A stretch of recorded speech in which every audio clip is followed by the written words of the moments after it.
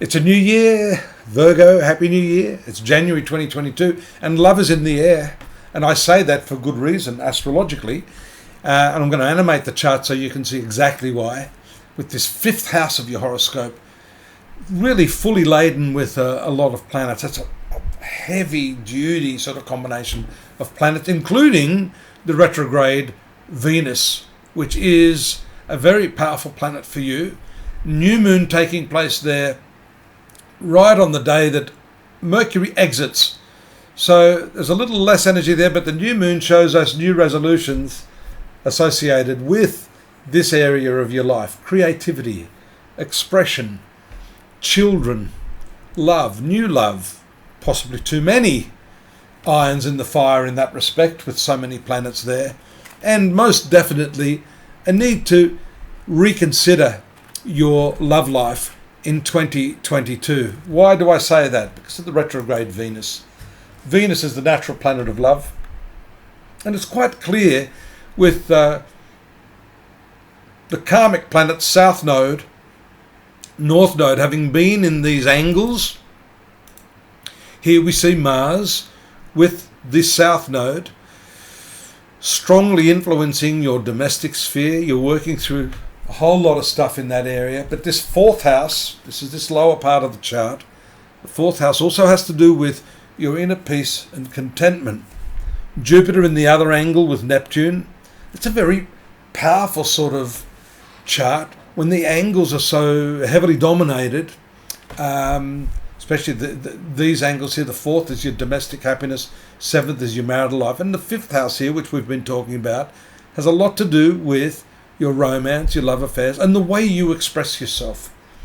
So this is exciting in terms of the way I look at it, Virgo, because it means you probably have a few options there at your disposal this year. I think the difficulty may be which one to choose. So you have to, in my terminology, look at Pluto to give you some help with that. And how does Pluto help? Pluto is the planet of elimination. So when you've got too many choices, my suggestion is you eliminate the unnecessary. Eliminate those things in your life that are not going to be necessary. And that's the low-hanging fruit of the unnecessaries. Get rid of the things that are obstructing you, that you don't need. You can see that's likely to be happening with the retrograde Venus here, friendly planet. And then your ruler also there, as you can see on the 15th, going into its retrograde motion as well. By the way, Saturn in the 6th, retrograde Mercury, spending a little bit of time there in the 6th house of health, well-being, vitality, and communication, serious communication at that, with co-workers and people that you work with, or people who actually work under or for you, servants, people who service you. You may be having a rethink about those relationships. Now that can also be people like accountants or your gardener. You may have a rethink about that. You may want to do something new. You may want to get rid of them if they haven't been doing the job properly. And that's where this Pluto energy shows the elimination is sometimes quite ruthless. Don't be too nice. This Venus here, retrograde, enhances the quality of Venus, showing that you may be too nice. So it's important for you to eliminate the unnecessary, be somewhat ruthless in getting rid of those things, and not letting your emotion get the better of you. I did miss that full moon that's going to be taking place there in Cancer in the last couple of degrees on the 18th. What have I got there? Yeah, the 18th. And that's going to take place in your zone of friendships. So maybe, especially if you've got this Pluto Sun, Pluto Moon involvement in that that full moon, that means, I think, some of that ruthlessness, sharpening of your blade may need to be applied to some of these social areas of your life as well.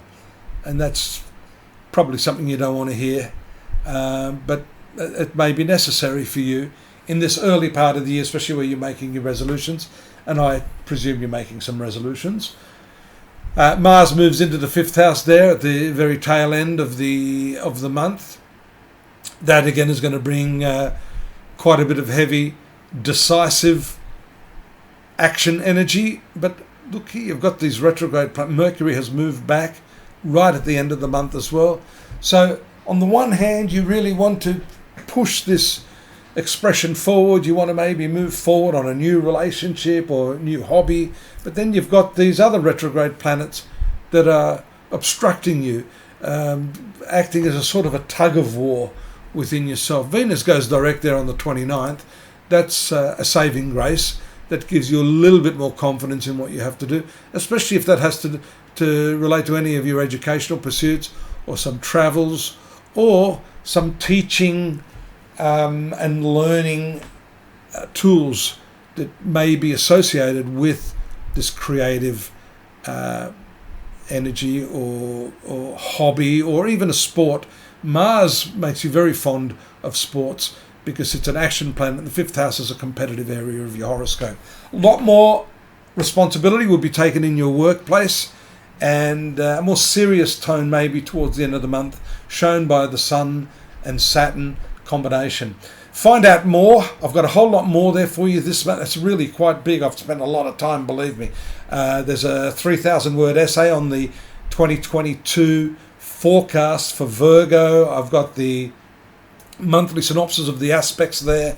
If you go in there to astrology.com.au, you can start to put all this together. I've got the weeklies that I'm doing now. And of course, the outset of the year, why not consider having a more personalised reading so we can really nitpick all of those specifics for you that we need to work through to make 2022 a lot more successful, a lot happier, a lot more productive. Drop me a line if you need that.